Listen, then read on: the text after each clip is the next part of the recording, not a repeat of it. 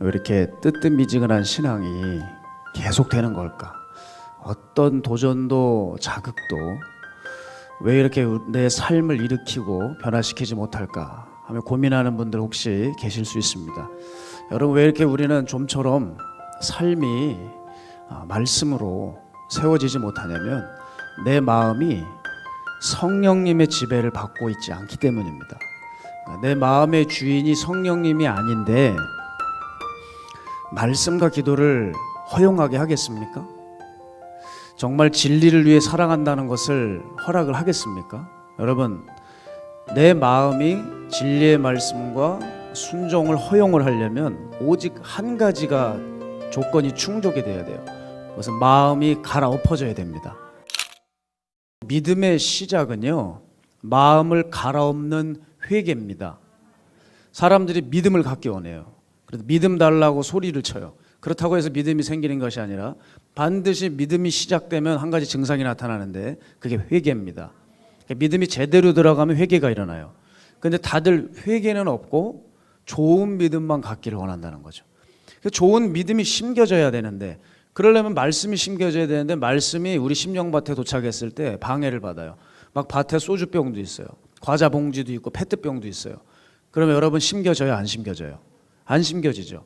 이렇게 말씀이 들어와도 내 심령밭에 방해하는 죄들이 많으면 좋은 믿음이 심어질 수가 없어요. 그래서 밭을 갈아엎는 회개가 믿음 생활의 첫 번째 단추입니다. 우리가 신앙생활 제대로 하려면 회개부터 일어나야 되는 거예요. 그럼 회개가 일어나면 어떤 증상이 일어날까요? 나를 위해 살던 삶이 지워지고 주를 위해 사는 삶으로 방향 설정이 다시 되는 거예요. 그게 믿음의 시작이에요.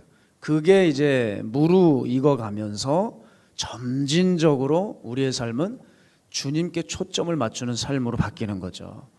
제가 존경하는 토조 목사님이 이런 말씀을 하셨어요.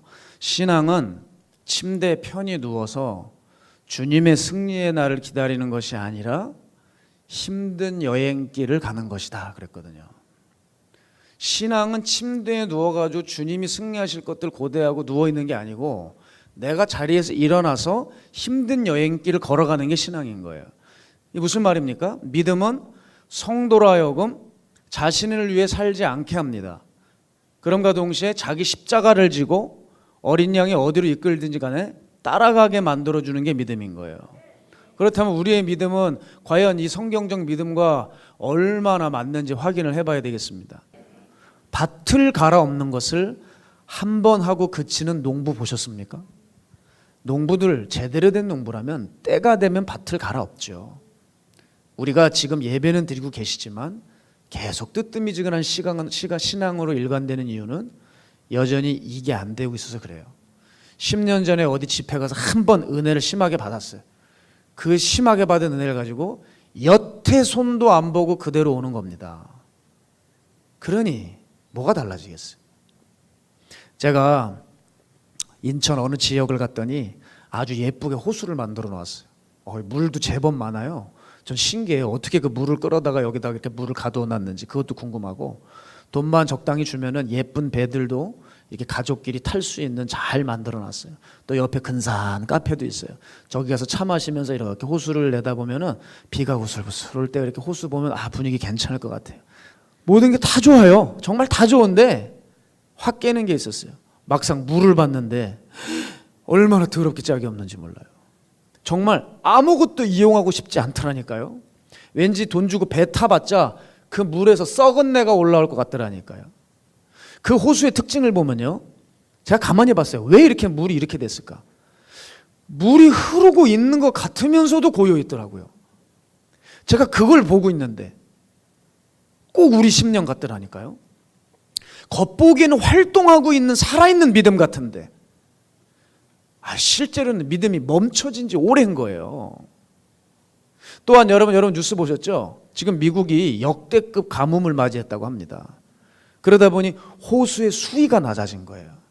그래서 미국의 네바다 같은 경우에는 서부의 호수 밑바닥이 드러나게 됐는데, 글쎄 거기 드럼통이 하나 발견됐는데 그 드럼통이 깨져 있는데 거기 시신이 들어있대잖아요.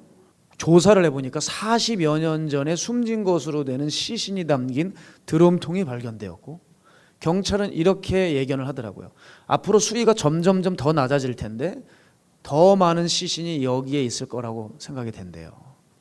여러분, 이처럼 우리가 믿음이라고 말하고 있지만 현실은 그 믿음의 밑바닥에는 죄악이 가득할 수 있는 거예요. 그런 의미에서 여러분, 우리 교회들이 왜 자꾸 점차 위험해지고 있는지 여러분 아십니까? 교회는 지금 위험해지고 있어요. 교회는 교회만 모르고 있지 세상도 교회를 우려하고 있어요. 왜 교회는 점차 위험해지고 있습니까? 세속화의 위협 때문일까요? 이슬람의 확장? 이단들의 수없는 공격 때문일까요? 여러분, 그거는 본질이 아니에요. 교회가 위험해지고 있는 이유는 성도들의 얕은 믿음이 그쳐지지 않기 때문입니다. 믿음이라고 하나 믿음 같지 않은 믿음인 거예요. 이거 좀 쓸 수 있는, 써먹을 수 있는 믿음인가 봤더니 너무 얕아서 쓸 데가 없는 믿음인 거예요. 교회 안에 제대로 활용할 수 있는 믿음이 없기 때문에 한국 교회는 위험해지는 거예요. 결과적으로 한국 교회는 무엇에 대단히 실패하고 말았습니까? 사람을 모으는 데까지는 성공했지만 사람을 변화시키는 데는 실패했어요. 사람을 모으는 기술은 상당히 발달했지만 믿음의 성장을 이루어주질 못했어요. 본질을 놓치고 말았다는 얘기죠. 생각해 보세요. 사람을 모으려다고 보니 교회가 어떤 설교를 해야 될까요? 바른 복음을 선포하지 못하죠. 바른 복음을 여러분 처음부터 전했다면 이렇게 많은 사람들이 교회 꾸역꾸역 들어오지 않았을 수도 있어요. 왜요? 세상의 영을 받은 자들은 예수님을 대적할 수밖에 없어요. 바른 복음을 선포하지 않았기 때문에 그 결과 교회에 진짜 믿음을 가질 수 없었어요. 순 겉만 번지르르한 흉내내는 사람들만 양산을 내고 만 것이죠. 그래서 사람들은 종이 신앙인이 되었다고요. 종이 신앙. 쉽게 찢어지는 종이 페이퍼 말이에요. 힘을 쓸 수 없는, 금세 조금만 일만 생기면 젖어버리고 찢어지는 종이 신앙인, 믿음에 전혀 효과를 내지 못하는 그런 신앙이 되었다는 거예요. 여러분, 신앙은 좁은 길입니까? 넓은 길입니까? 좁은 길이요. 그래요. 맞아요. 좁은 길이에요. 이와 같이 참 신앙의 길을 걷기 시작하면 내 삶은 고단해지고 불편해지는 거예요. 그게 진짜 신앙이에요, 여러분. 그런데 그 신앙이 진짜 신앙이 그 사람에게 들어가면 그 고단함과 불편함 때문에 그 신앙을 포기하지는 않습니다. 오히려 예수님 닮아가는 것 때문에 감사로 바뀌게 돼요. 자, 기억하십시오. 한번 제대로 들어간 진짜 믿음은 흔들리지 않아요.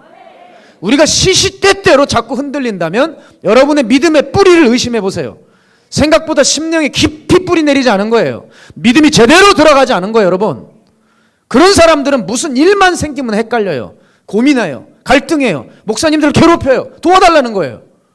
안수해달라는 거예요. 맨날 흔들려요, 정신없이. 자그만 바람에 정신없이 여기저기 날아다니는 깃털 신앙. 마지막 때가 가면 갈수록 이런 신앙이 너무 많아요. 그 원인이 뭐예요? 하나님의 말씀을 제대로 사랑하지 않기 때문이잖아요. 그러나 제대로 들어간 진짜 믿음은 어떤 일이 벌어질까요? 어떤 일이 생길까요? 사람들로 하여금 당혹감을 안겨줘요. 여러분, 진짜 신앙은 사람들을 당황스럽게 만듭니다. 왜? 우리의 인간의 이성과 논리에 맞지 않는 엄청난, 정말 레디컬한, 아주 급진적이고 때로는 과격하지만 아주 분명한 그런 행동이 나타나거든요.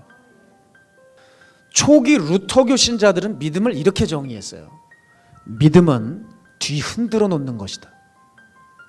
믿음은 뒤 흔들어 놓는 것이다. 따라해 주시면 감사하겠습니다. 시작. 믿음은 뒤 흔들어 놓는 것이다. 믿음은 원래 이거예요. 이거라고요.